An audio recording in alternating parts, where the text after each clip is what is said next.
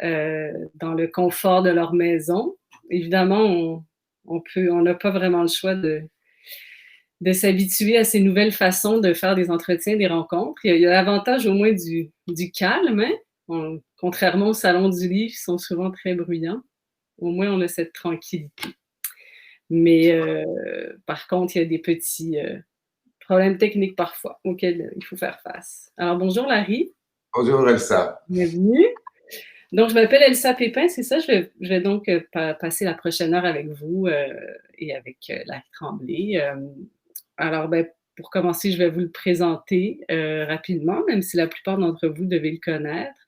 Donc, Larry, qui est écrivain, metteur en scène, qui a travaillé beaucoup au théâtre comme enseignant, comme acteur. Vous allez plus sur scène comme acteur, hein, maintenant? Malheureusement, je dis malheureusement parce que j'aimais beaucoup ça, mais je pense qu'à un moment donné, il faut faire des choix. Il faut s'acquitter de la vie. C'est sûr. L'écriture est un métier demandant, n'est-ce pas?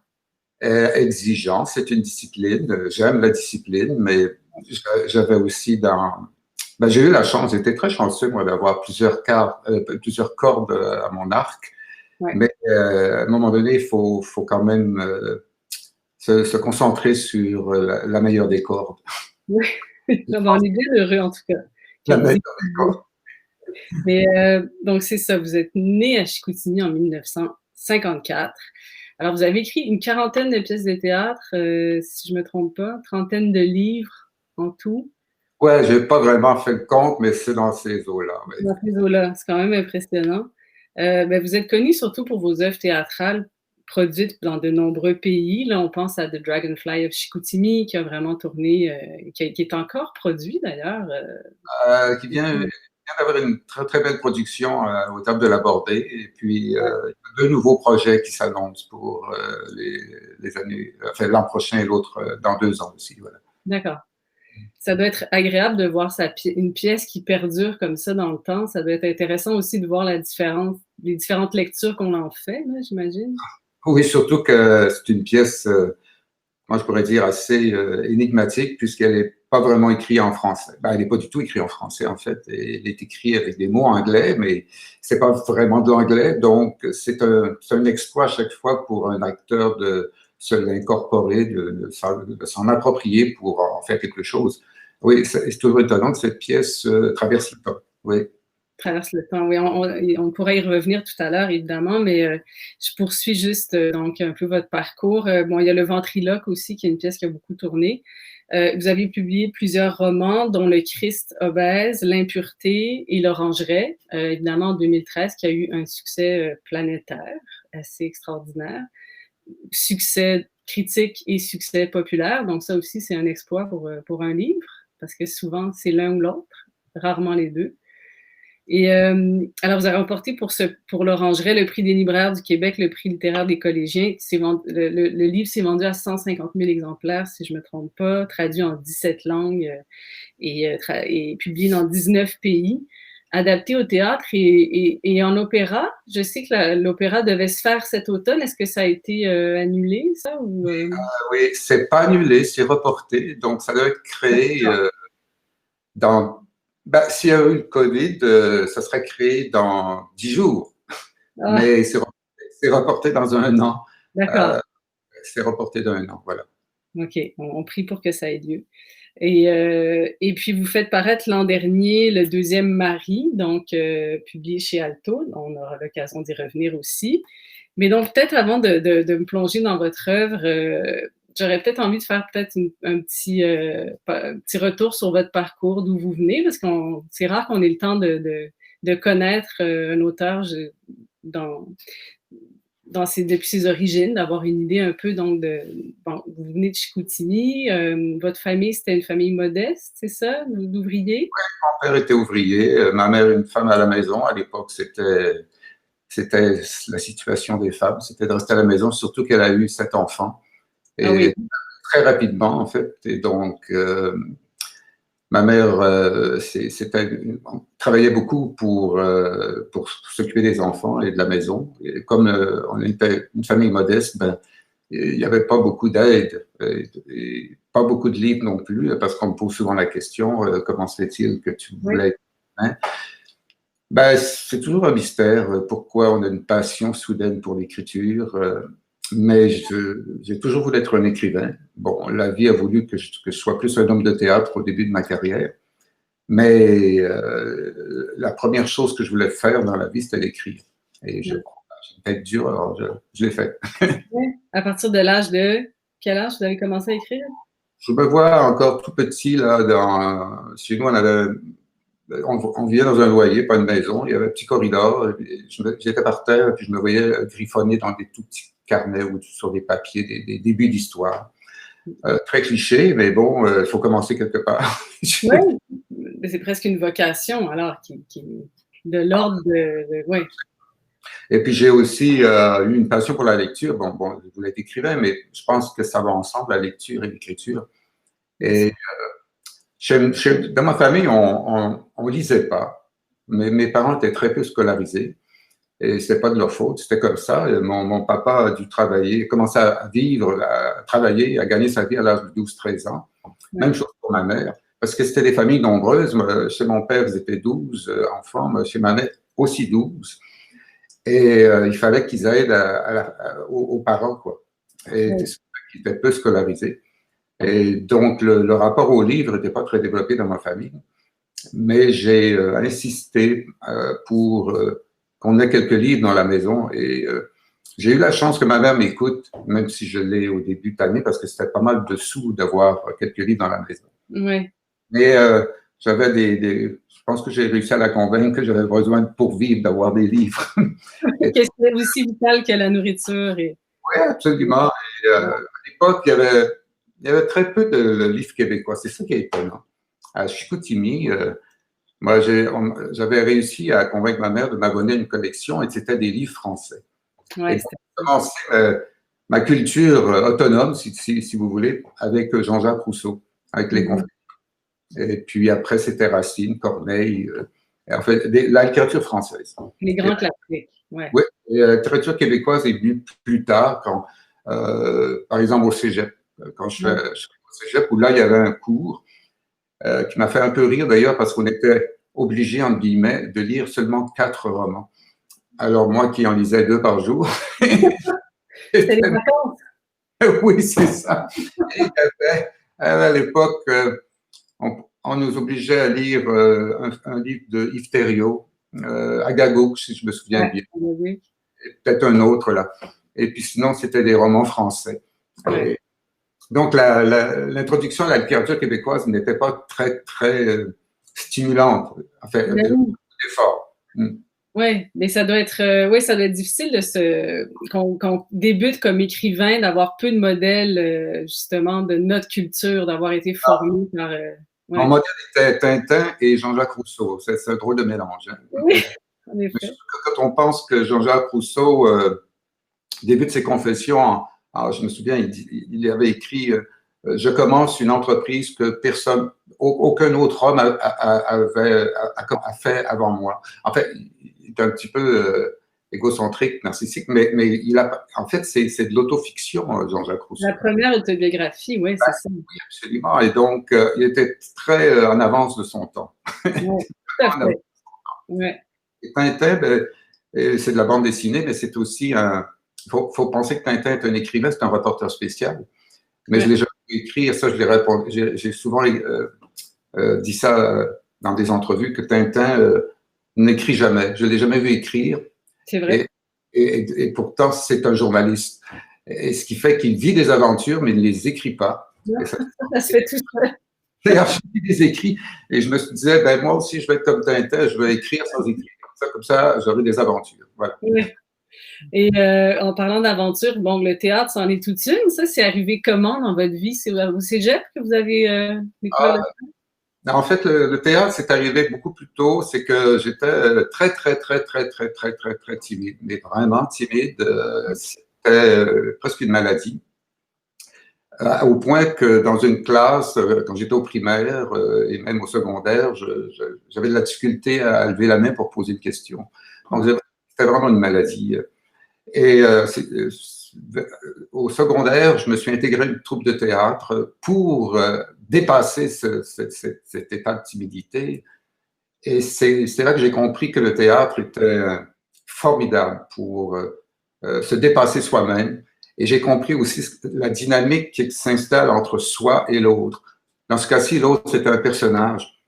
Et vivre l'altérité, vivre l'autre, c'est formidable parce que ça nous libère. Et du même coup, je me suis aperçu que c'est très ennuyant d'être soi-même tout le temps. Ça, c'est un point de vue plutôt philosophique, parce qu'on est pris à être soi-même toute notre vie. Et donc, la littérature nous permet d'aller vers l'autre, de penser l'autre, d'imaginer l'autre, d'être en empathie avec l'autre, d'être contre l'autre, en fait, d'avoir toutes les dynamiques possibles avec l'altérité. Et c'est ça qui m'a soigné, entre guillemets, de la timidité, c'est l'autre, finalement. L'autre, oui. Je pouvais aussi approcher. Et c'est sans doute l'origine de ma théâtralité, parce que mes personnages se démembrent, mes personnages se multiplient souvent, on me l'a souvent expliqué, analysé dans des thèses, etc. Mais on n'avait pas besoin de me l'expliquer, je savais d'avance que c'était un peu comme ça chez moi. Ouais. Et je l'ai aussi un peu appliqué dans mes romans, cette multiplicité de l'identité. Ouais. Alors, aujourd'hui, on est ça dans une époque où on oblige presque les écrivains, les artistes à ne parler que de soi-même. C'est ça, c'est une époque assez étrange où on ne nous permet plus d'aller vers l'autre. On nous dit, vous, écrivains, parlez de vous. N'essayez pas de faire parler de l'autre, de vous approprier l'altérité. Alors que la littérature, l'art, c'est le regard sur l'autre, c'est la possibilité d'aller vers l'autre et de le comprendre aussi. Et donc de s'en approprier une partie, puisque moi, je me souviens, ça, une de mes premières pièces, c'était, je faisais parler une femme de 50 ans, qui, leçon d'anatomie, c'est le titre de la pièce. Et j'étais dans ma fin vingtaine, et je faisais parler une femme de 50 ans qui subissait une mammectomie. Évidemment, si j'écrivais ça aujourd'hui, je pense qu'on dirait que je suis fou, que j'ai pas le droit de faire ça. Mais ben oui, ben Larry Tremblay n'a pas à parler d'une femme qui souffre du cancer d'un sein. Mais à l'époque, ça posait pas de problème. Aujourd'hui, ça serait douteux. Je pense qu'on dirait que j'ai pas envie j'ai pas le droit de faire ça parce que j'ai pas de sein, j'ai pas de femme, j'ai pas vécu ça. Alors, moi, je suis très sensible à cette époque et cette censure qui vient de l'autocensure aussi. Ah oui, tout à fait. À ce moment-là, on écarte tous les personnages de la littérature. Oui, alors, c'est même que je trouve ça douloureux, cette époque, très douloureux. C'est sûr qu'il y a toute une pensée aussi sur l'injustice, les victimes, mais il y a aussi tout un mouvement victimaire. Et il faut vraiment faire attention de ne pas s'auto-victimiser pour rentrer dans un courant ou une mode. Je parle surtout de littérateurs aussi, là, parce que ça peut être une tendance qui s'inscrit dans un courant général de narcissisme, d'individualisme extrême, ce qui fait que la collectivité disparaît de la réflexion. C'est un peu ça qui se passe actuellement. Surtout que la globalisation, Internet, fait en sorte qu'on est toujours renvoyé à soi-même, à une image qui est multipliée par les réseaux sociaux. Et ça aussi, c'est la tendance générale, mais ça influence les contenus de l'écriture et la forme aussi de l'écriture. Oui, bien sûr. Si chacun est isolé dans son île, il n'y a plus de communication, c'est difficile, même pour les œuvres d'art, de toucher un public parce que c'est tellement personnalisé, si on veut. Ouais, c'est vrai. Mais dans la rencontre de l'autre, dans votre parcours, il y a eu l'Inde qui a joué un rôle très marquant pour vous. Vous êtes allé en 75 la première fois. Je pense que vous alliez jouer une pièce de théâtre qui était montée par une troupe québécoise. Oui. Ouais, vous avez découvert donc le Kathakali, qui est une forme de théâtre dansé. Ça a été une grande partie de ma vie et ma deuxième plus grande passion avec l'écriture, le Kathakali, parce que j'ai eu la chance de m'intégrer à cette troupe de théâtre de Jonquière, le Théâtram, qui avait été fondé par Richard Tremblay. Et avec eux, je suis parti en 75, oui, ça vous avez raison, c'était en 75, l'année internationale de la femme. Et pour l'occasion, la troupe avait construit un spectacle autour de l'image de la femme. D'accord. Donc, à partir des bonnes de Jean Genet, Andromaque de Racine et Belles Sœurs de Michel Tremblay. En fait, c'est assez étrange. On a monté ça. Et on est allé jouer ça en Inde. On est parti 4 mois. Moi, je n'avais aucune idée de ce qu'était l'Inde. Je n'avais jamais rien vu sur l'Inde, même géographiquement, philosophiquement, mais nul, nul, nul. Mais étrangement, curieusement, et sans préméditation, en posant le pied sur le sol indien, ma vie a totalement changé. Et ça, je ne peux pas l'expliquer parce que je ne suis pas mystique. Comme je n'étais pas préparé par l'Inde, je n'avais aucun désir d'y aller précisément puisque j'y allais avec un projet théâtral. Ça, je peux simplement constater que ça s'est produit, point final. Alors, l'Inde est un pays mystérieux et magique pour moi. Mais l'autre grand coup de cœur fut le Kathakali. C'est-à-dire parce que nous avons fait une tournée, nous avons rencontré des grands artistes et puis on a vu ce qu'il y avait de meilleur, de plus fou, de plus extravagant en Inde en termes d'art. Et ça a été le Kathakali qui a été pour moi le sommet de l'art théâtral que j'ai pu voir dans ma vie.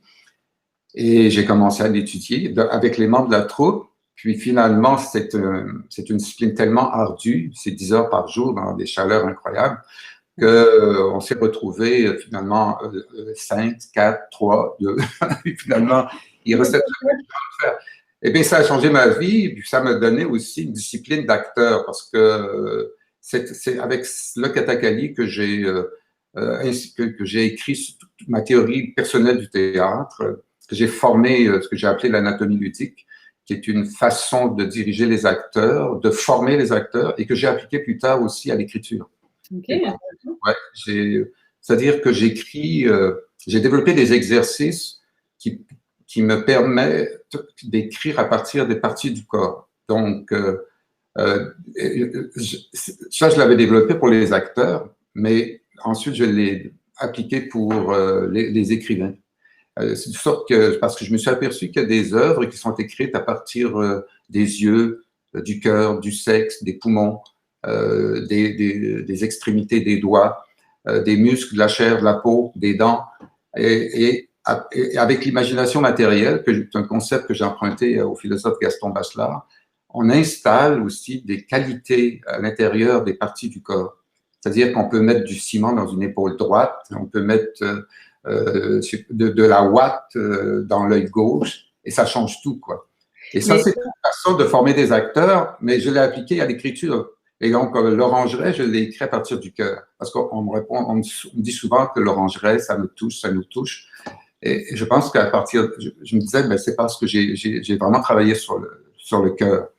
Et des pièces de théâtre où j'ai beaucoup travaillé sur le sexe, à cause des thématiques qu'il y avait là-dedans. Et d'autres comme Cantate de guerre ou sur tout ce qui est offensif, c'est-à-dire les os, les muscles, les poings, en imaginant par exemple, lorsqu'il y a une explosion, il y a de la ferraille, des tessons, du verre cassé. Alors j'imagine que je mets ça, que j'incorpore ça à l'intérieur de moi et j'écris à partir de ces sensations difficiles. Et ça me permet de charger mes mots, mon vocabulaire, des sensations qui sont rattachées à ces objets. Intéressant. J'imagine que de ce point de vue-là, la formation d'acteur est vraiment utile pour créer un personnage. Parce que là, ce que vous racontez, c'est que vous l'incarnez dans votre corps. Ce qu'un écrivain qui n'a pas fait de théâtre ne ferait peut-être pas. Mais je pense que j'ai enseigné ces techniques à des écrivains et je pense qu'avec concentration et répétition d'exercices, même si on n'est pas un acteur, on peut quand même accéder à ce que j'appelle l'anatomie ludique. Parce que quand on écrit une pièce de théâtre, il y a plusieurs personnages, donc il y a plusieurs genres, peut-être 2 femmes, 3 hommes.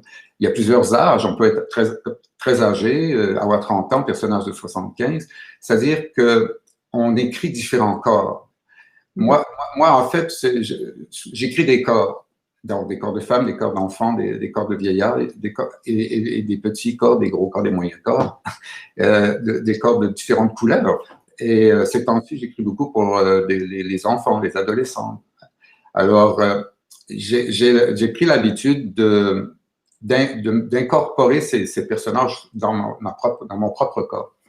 Donc, il faut faire bouger un genre de curseur sur soi-même. Oui. Et ça, avec quelques exercices de concentration, on peut, enfin, l'écrivain peut conscientiser ce processus. Oui.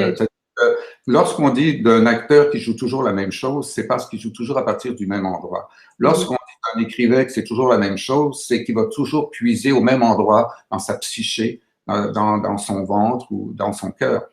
Il a de la difficulté à se déplacer à l'intérieur de lui-même. Alors, j'ai développé des exercices pour débloquer et faire circuler l'imaginaire dans la corporéité même de l'écrivain.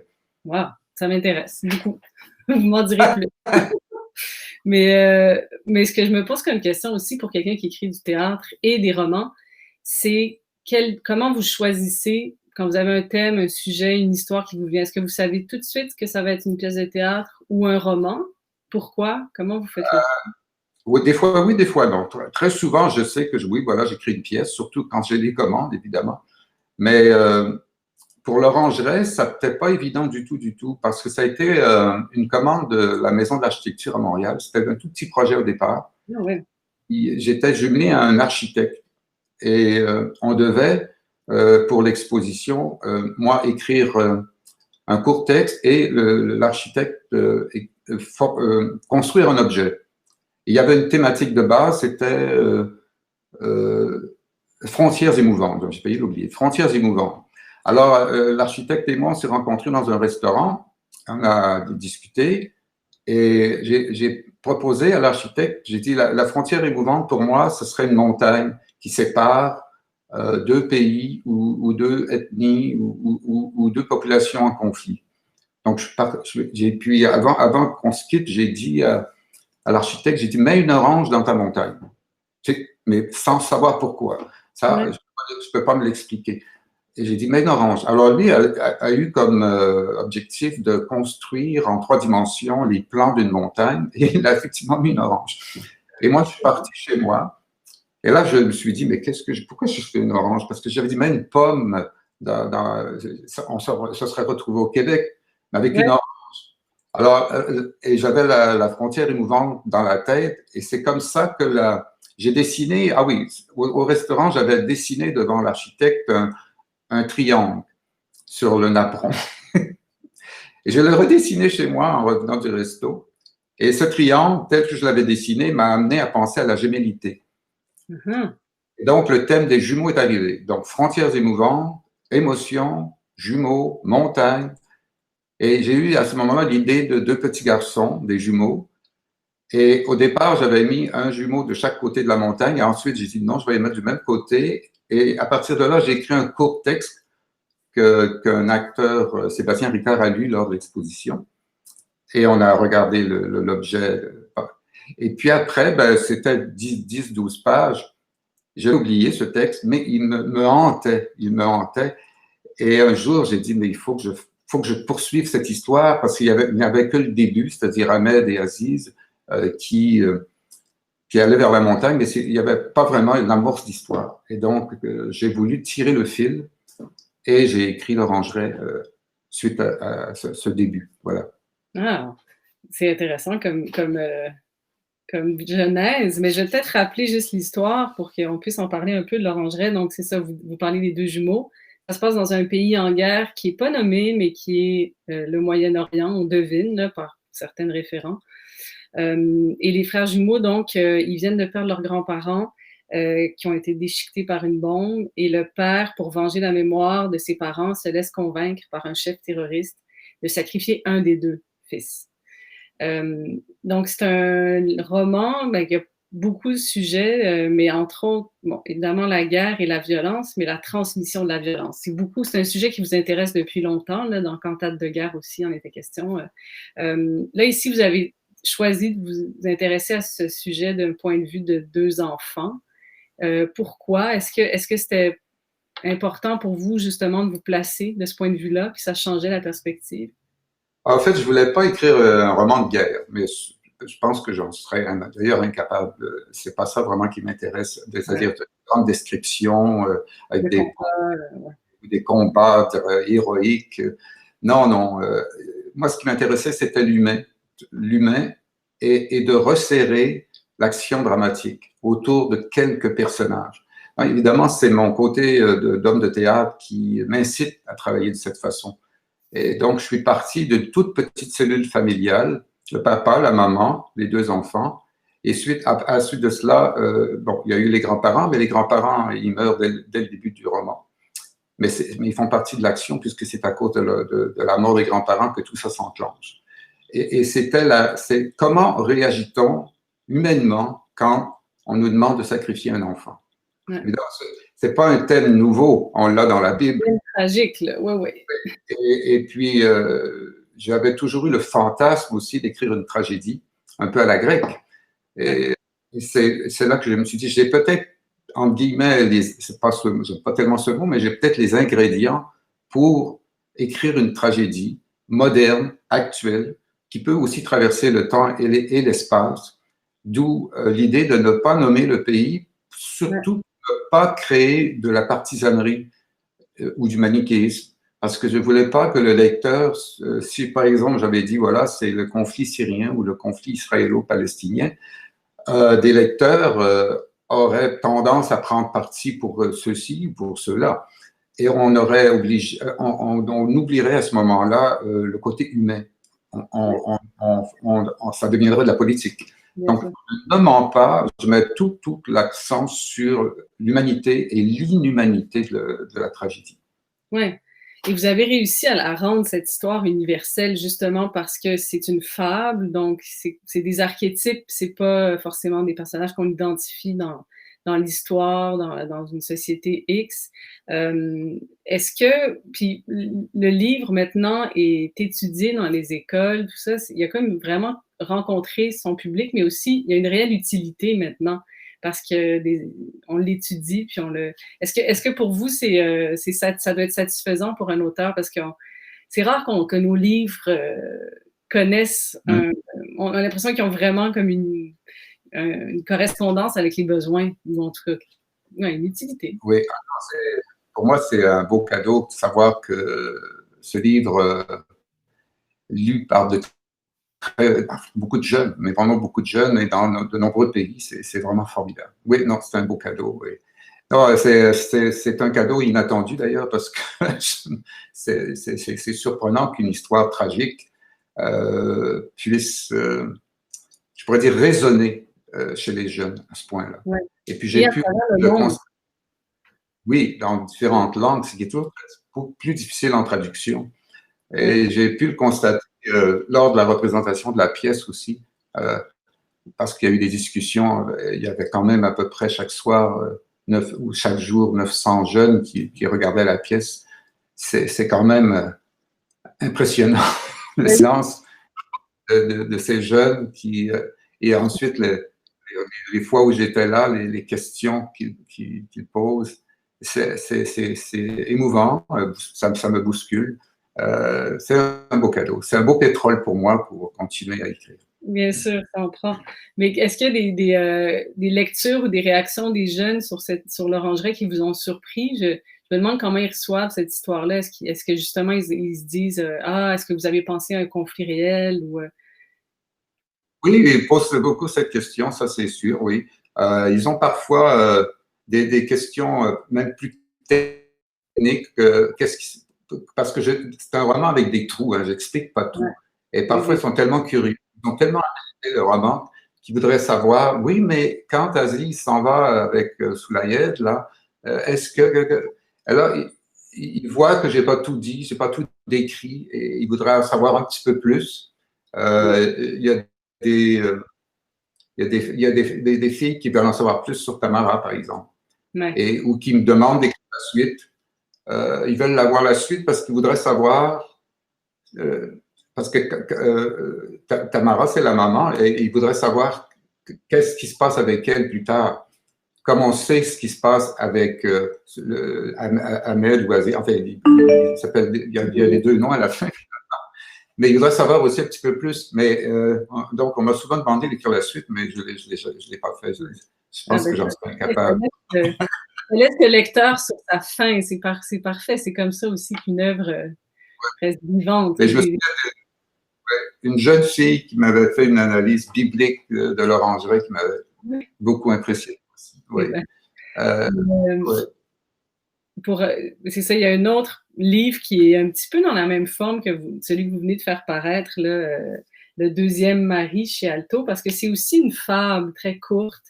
Encore une fois, vous avez choisi donc des archétypes, donc un pays qui n'est pas nommé. Donc, je résume l'histoire rapidement. C'est l'histoire d'un garçon, Samuel, qui subit un mariage forcé, donc organisé par sa famille, avec une femme beaucoup plus âgée que lui, qu'il ne connaît pas. Il la découvre en se mariant. Une femme à laquelle il doit obéir, comme certaines femmes doivent obéir à leur mari. Et en fait, il devient le second époux de cette femme-là. C'est pas un secret parce qu'on l'apprend assez vite.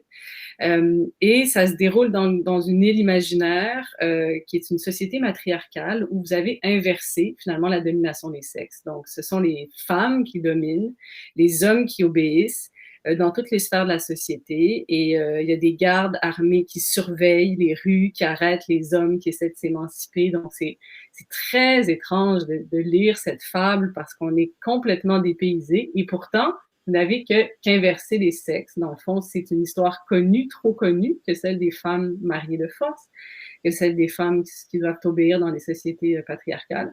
Mais on est dans un état de surprise pendant toute la lecture. Donc, c'est vraiment un exploit. Comment vous est venue cette idée de faire une inversion comme ça? C'est parce que moi, je trouve qu'on ne s'étonne pas assez du fait que les femmes subissent de l'injustice. C'est comme si on est tellement habitué à ça qu'on ne s'en étonne plus et on trouve ça, entre guillemets, normal. Là, je ne parle pas seulement ici, mais dans de nombreux pays. C'est transculturel, le roman. Et je voulais que le roman crée un malaise pour que les gens se disent pourquoi ce malaise que je ressens en lisant le roman, je ne le ressens pas en voyant l'injustice que subissent les femmes partout dans le monde. C'est-à-dire qu'on devrait ressentir ce malaise partout, là où il y a de l'injustice. Alors, on le ressent dans le roman, parce que souvent, on m'écrit, on me dit « Ah, votre roman, c'est très malaisant. » Ils ressentent ce que je voulais qu'ils ressentent, parce que c'est mais mon objectif d'écrivain et de penseur pour cette fable, c'est ce malaise, vous devez aussi l'avoir quand vous voyez l'injustice que ces femmes subissent dans toutes sortes de cultures. Donc, moi, je pense que j'ai atteint mon objectif d'écrivain lorsqu'on me dit qu'on ressent ce malaise, parce qu'il y a aussi la curiosité. On veut savoir qu'est-ce qui se passe avec ce garçon. On est curieux, même un peu perversement curieux, je crois.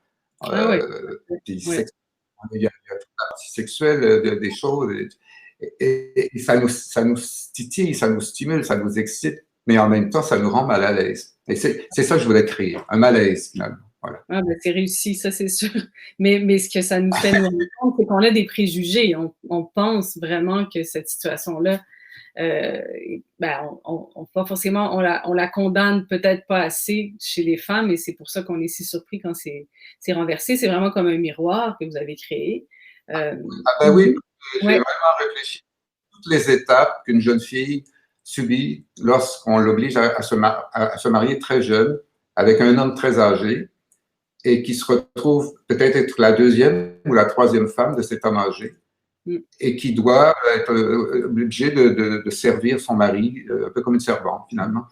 C'est sûr que c'est peut-être extrême, mais c'est une situation réaliste. Alors, je dis souvent que ce roman n'est pas une utopie.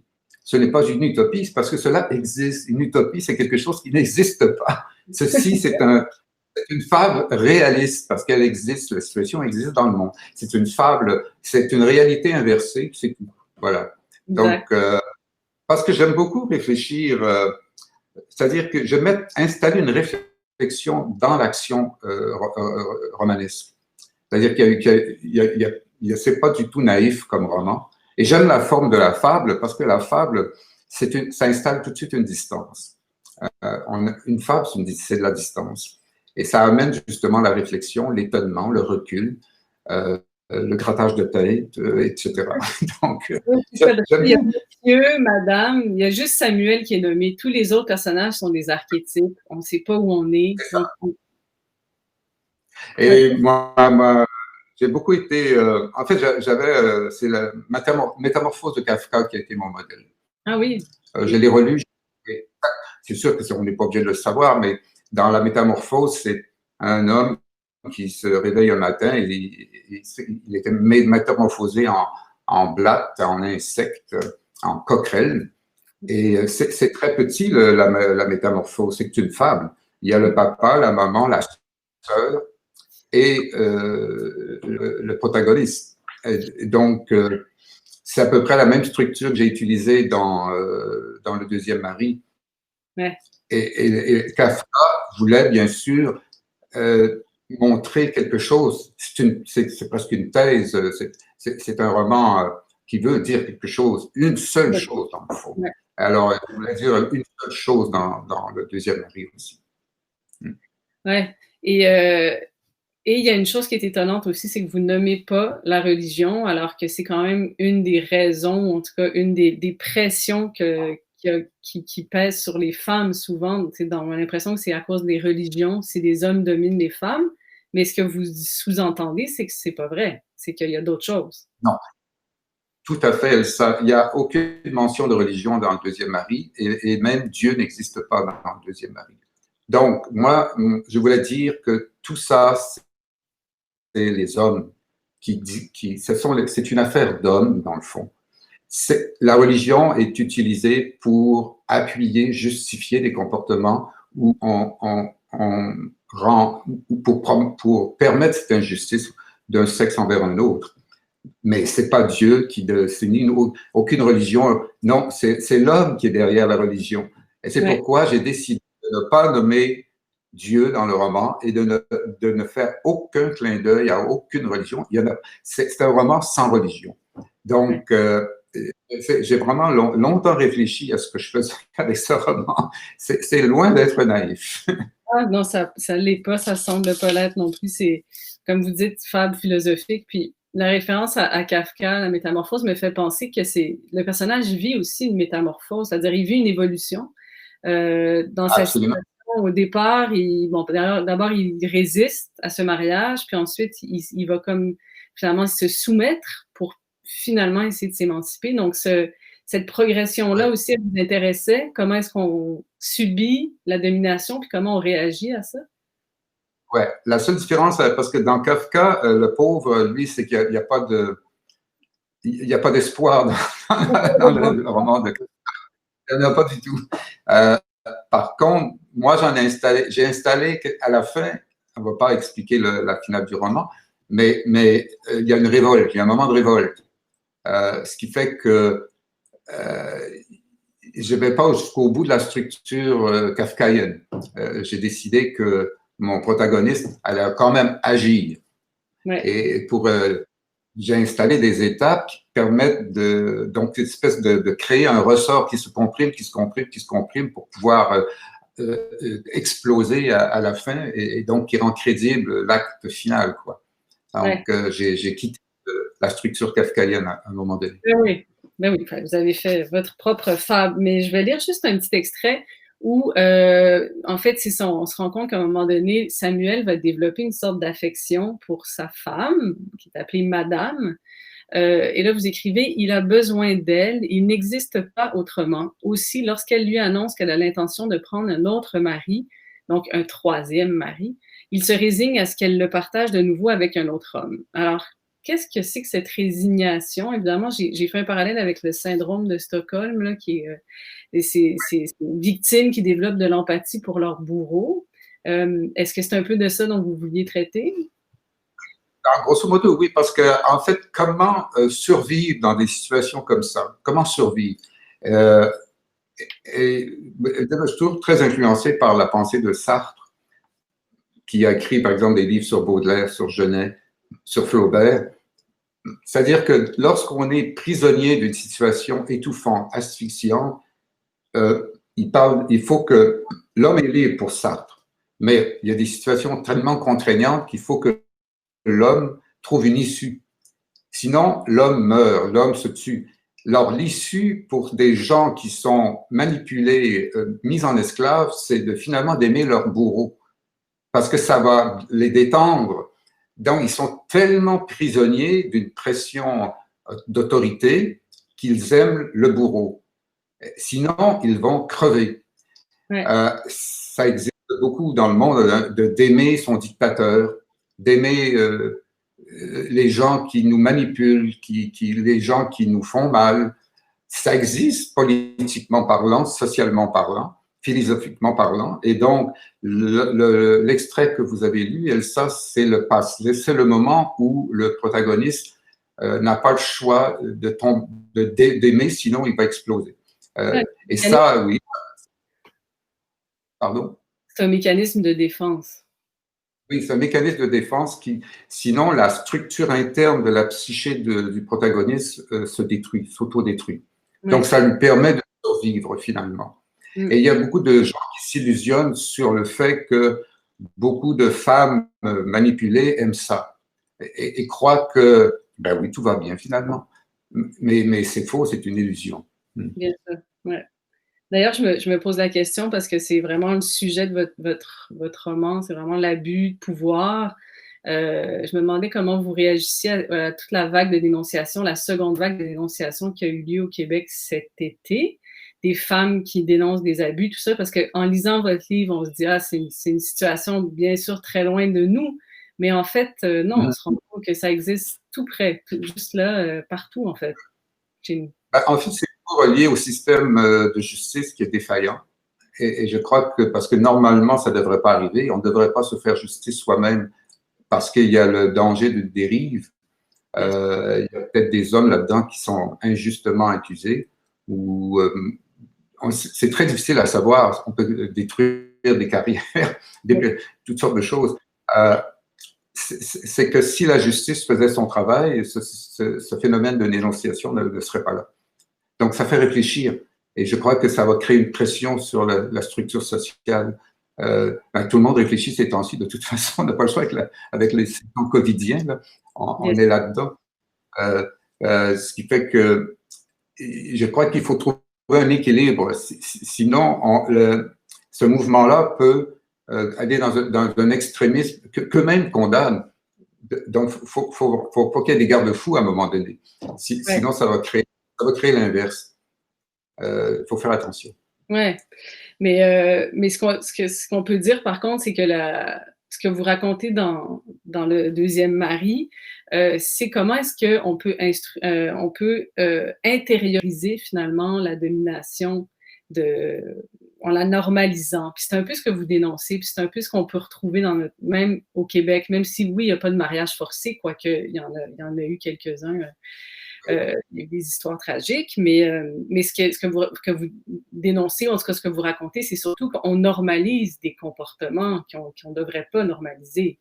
Peu importe la histoire.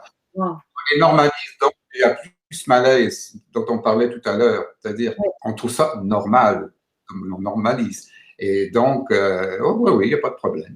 Quand on ne voit pas de problème, ben, on ne peut pas régler le problème puisqu'on ne le voit pas. Et c'est pour ça que la littérature, je trouve ça toujours intéressant que la littérature soit active, qu'elle fasse réfléchir, qu'elle soit, j'aime bien le mot baveux, que la littérature soit baveuse, dans le sens québécois du terme, tu vois, c'est-à-dire qu'elle dérange, quitte à faire du mal au lecteur ou à la lectrice, parce que des fois, un roman, ça peut faire mal, voilà, peut faire mal, et moi, je suis pour ça.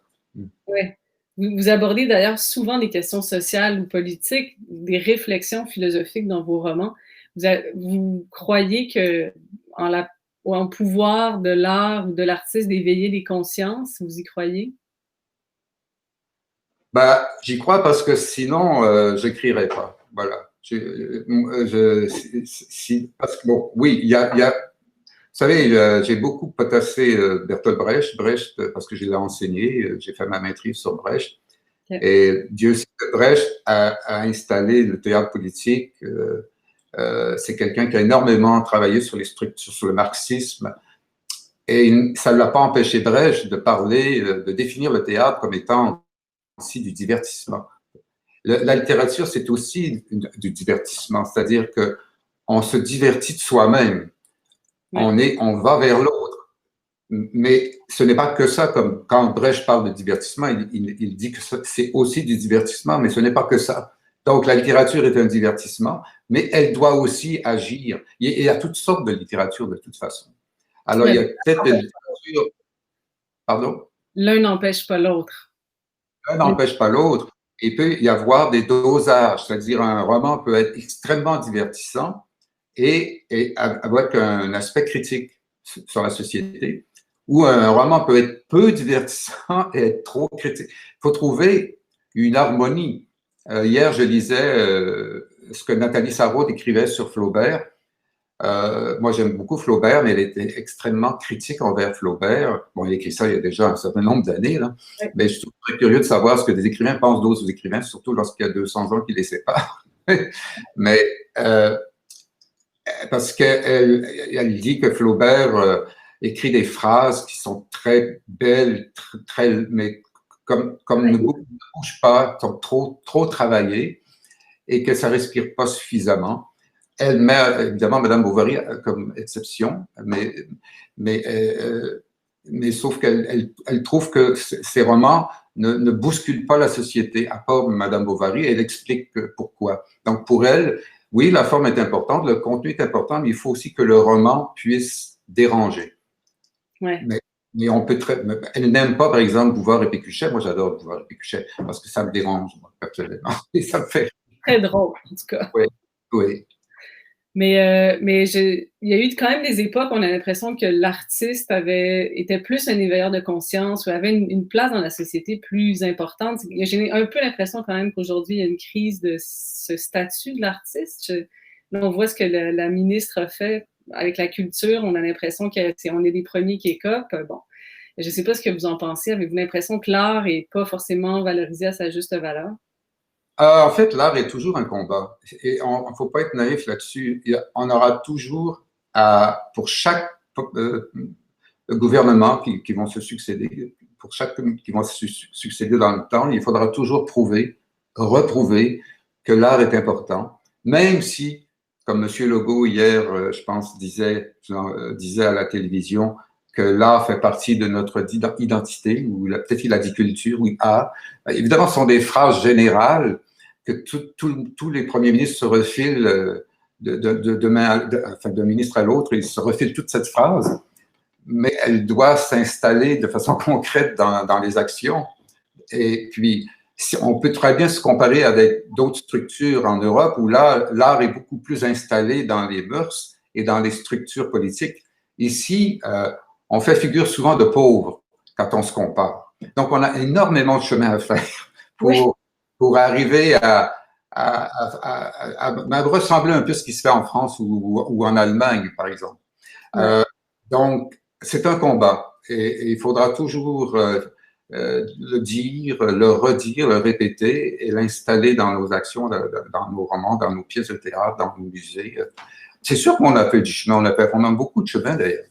Et je trouve aussi que je trouve que ici, on donne beaucoup d'importance à tout ce qui est nouveau, jeune, et ça, c'est une grande qualité.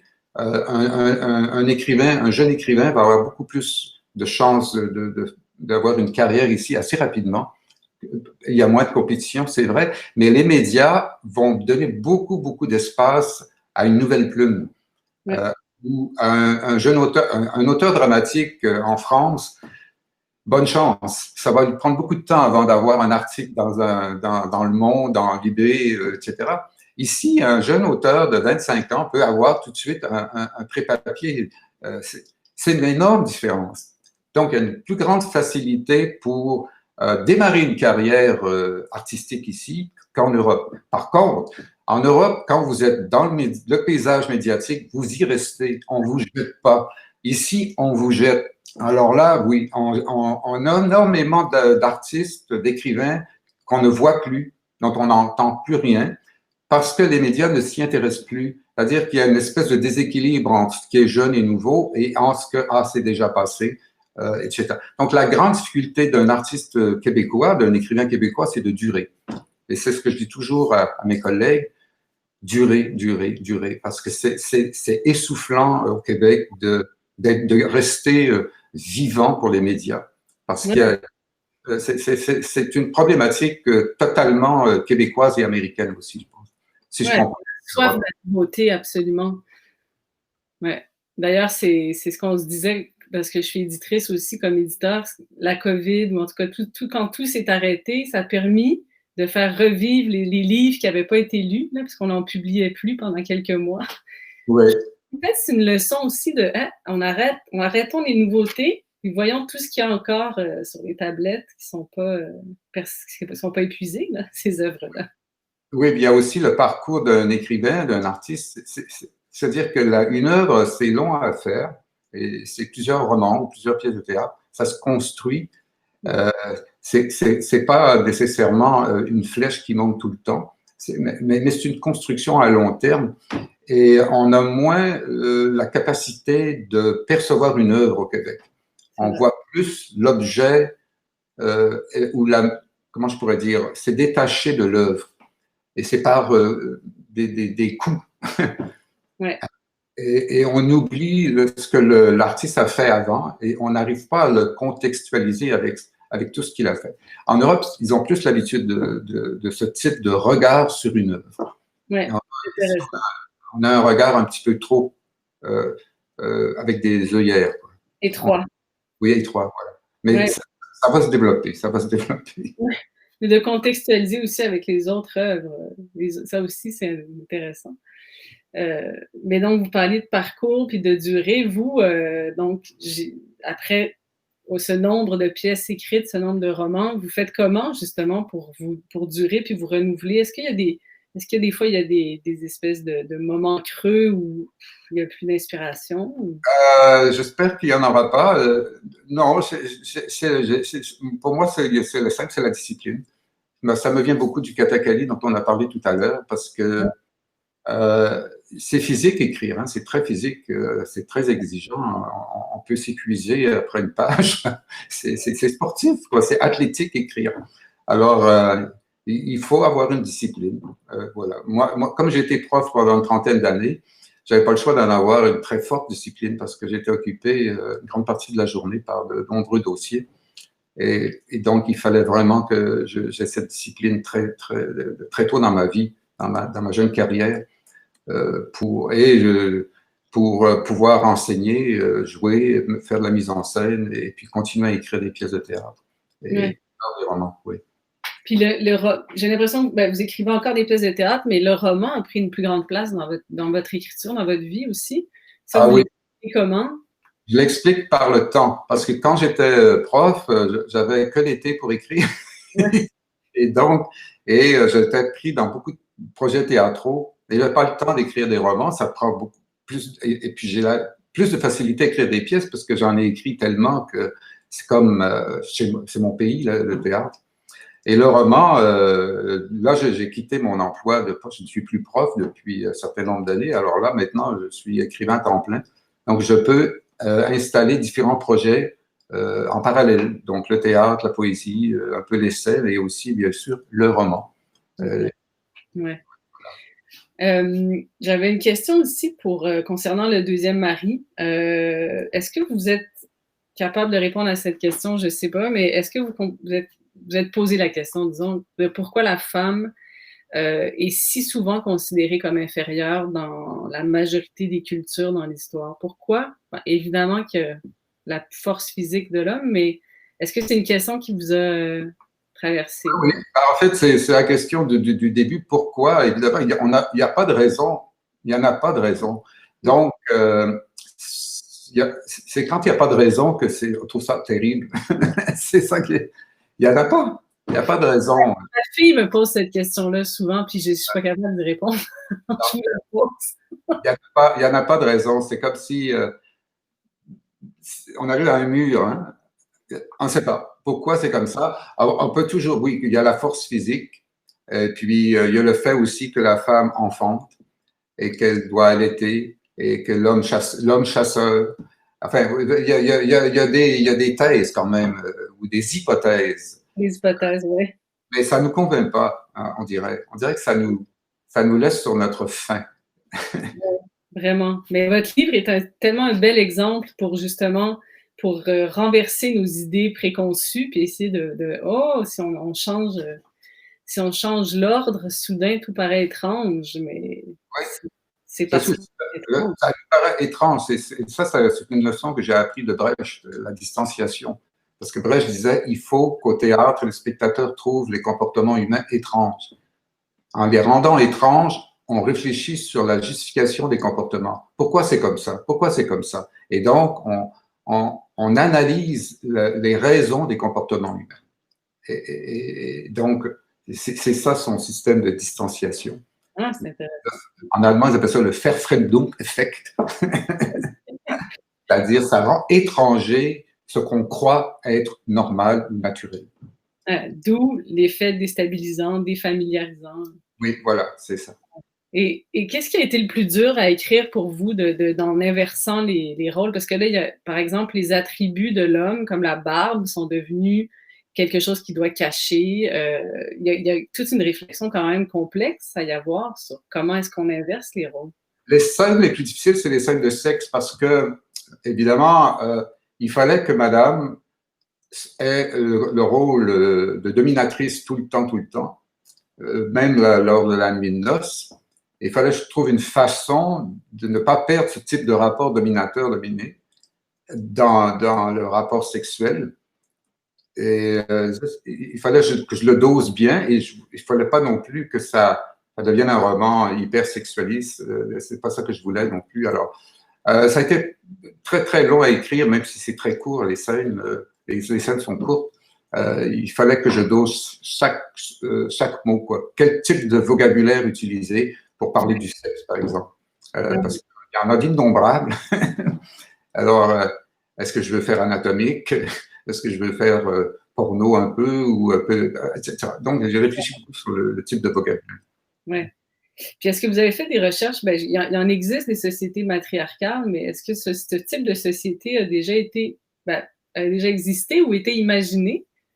Non, il y a des types de sociétés, ils sont très peu nombreuses, où la femme domine. Ça existe, oui, effectivement, mais c'est tellement petit et circonscrit que ça n'a pas une influence sur la psyché humaine, je pense. Mais il y a quelques endroits comme ça où la femme domine, oui, absolument. Ben, domine. C'est pas qu'elle domine, mais elle a un rôle actif qui correspond pas au cliché qu'on a. D'ailleurs, je crois que dans les sociétés autochtones, chez les Premières Nations, la femme a un rôle qui n'est pas du tout le même que dans nos sociétés occidentales. Ouais, c'est comme votre premier voyage en Inde, je voyais vraiment que la femme était effacée. Et quand je suis arrivé au Népal, lors du même voyage, la femme était très active, on la voyait partout. Donc, il y avait juste une frontière qui séparait deux façons d'être quand on était une femme, donc qu'on soit au Népal ou qu'on soit en Inde. Donc, ça m'avait beaucoup, beaucoup frappé à l'époque. Intéressant. Il y a quelqu'un qui nous pose une question ici, peut-être ça va être pour la fin de notre discussion, mais c'est intéressant. Donc, c'est Louis Côté qui demande, la pièce L'Orangeret a-t-elle été présentée à de jeunes enfants? Et si oui, comment ils ont réagi? La pièce a été présentée à, non pas des enfants, mais à des adolescents. Je pense que c'était à partir de 13 ans. Et puis la réaction a été formidable. Ça, c'était parce qu'on m'a beaucoup parlé du silence. Puis c'était comme des grands groupes aussi. Je crois que on a cumulé 50 000 spectateurs, ce qui est quand même un exploit pour le type de pièce. Et ça a été un grand, grand succès. Et la pièce a fait une tournée après. Et là, beaucoup d'adultes sont allés la voir. Mais au départ, c'était pour tous ces jeunes qui arrivaient avec des autobus et tout ça. Là. Et comme je l'ai dit tout à l'heure, c'est pas d'enfants, mais des ados, à partir de 13 ans, en fait. Voilà. Okay. Puis ils ont été captivés, d'après ce que vous dites. Oui, oui, j'ai assisté à quelques représentations et c'est étonnant le silence de 900 jeunes, parce que ça bouge des jeunes. Ça ne reste pas comme ça, mais ça les a captivés, ça les a touchés et ça les a interpellés beaucoup aussi. C'est un bon signe, je pense. Vous avez réussi à calmer 900 jeunes. Oui. Non, le théâtre de Lise Pelletier était très, très heureux de ce qui est arrivé entre les comédiens et puis entre les jeunes qui venaient voir la pièce. C'est formidable. on termine, mais je vais peut-être juste finir avec une question parce qu'il y a une autre question de Andréane. Je vous la lis. Vous semblez entretenir une relation de proximité à la violence, aux choses qui font mal, la douleur, dans votre écriture et votre rapport au jeu de l'acteur, actrice. Je suis triste de ne pas avoir pu assister à 37 solutions à l'École supérieure de théâtre de l'UQAM annulée à cause de la pandémie. Est-ce que pour vous, la violence écrite est un levier politique? Ah, ben ça, c'est une bonne question, surtout lorsqu'on est au 50e anniversaire de la crise d'octobre. Ouais. Parce que tout écrivain doit réfléchir sur la violence aussi, parce qu'il y a le FLQ. J'écoutais justement, j'ai regardé le film Les Roses, Ouais. où on parle de l'utilisation de la violence, à quel moment on doit l'utiliser. La violence, on doit l'utiliser. Il y a des moments où on doit l'utiliser. Tout à l'heure, je parlais de Sartre et de sa position philosophique. L'homme est libre, mais il est libre dans toutes sortes de contextes. Et je parlais là, de mon personnage où il faudrait qu'il trouve une issue, mais il y a toutes sortes d'issues. Il y a des issues où c'est la violence, ou des issues où c'est le suicide.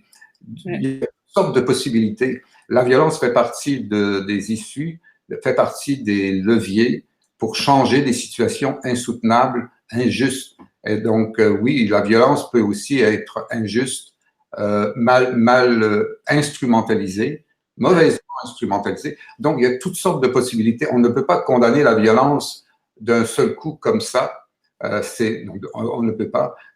Il faut vraiment avoir un point de vue plus large sur la violence. Oui, c'est vrai que moi, dans mes textes, je l'utilise parce que cette question réfère à mon tout dernier texte de théâtre, 37 solutions, au lieu de 36, parce que c'est 37 scènes différentes, mais chacune de ces scènes se termine par un meurtre, un acte de violence. Parce que dans cette pièce, je critique la violence. C'est-à-dire que je critique la violence comme étant la première solution qu'on trouve pour régler un problème. Donc là, je mets en évidence la violence pour la critiquer dans son utilisation, puisqu'on peut trouver d'autres solutions pour régler le problème. Voilà. J'ai compris. Ah, ben écoutez, on pourrait poursuivre longtemps, c'est passionnant. Larry, merci beaucoup de votre générosité, de toutes ces belles choses. Je rappelle que donc le dernier livre que vous avez fait paraître, c'est Le deuxième mari chez Alto. Et puis, merci à tous les gens qui ont assisté. Merci Elsa, ça a été vraiment stimulant, tes questions et ton sourire. Bon, Ça, très bien. ouais, Alors, regarder tout le temps. Vous devez avoir les yeux croches pour les spectateurs. mais sinon, on regarde notre caméra. Je dis au revoir à notre caméra comme ça. Au revoir. Merci. Au Au revoir. revoir. Et merci à tous ceux qui étaient là. Bye bye. Et merci au Salon du Livre. Oui, merci au Salon du Livre de Saguenay, bien sûr. Au revoir. Ouais.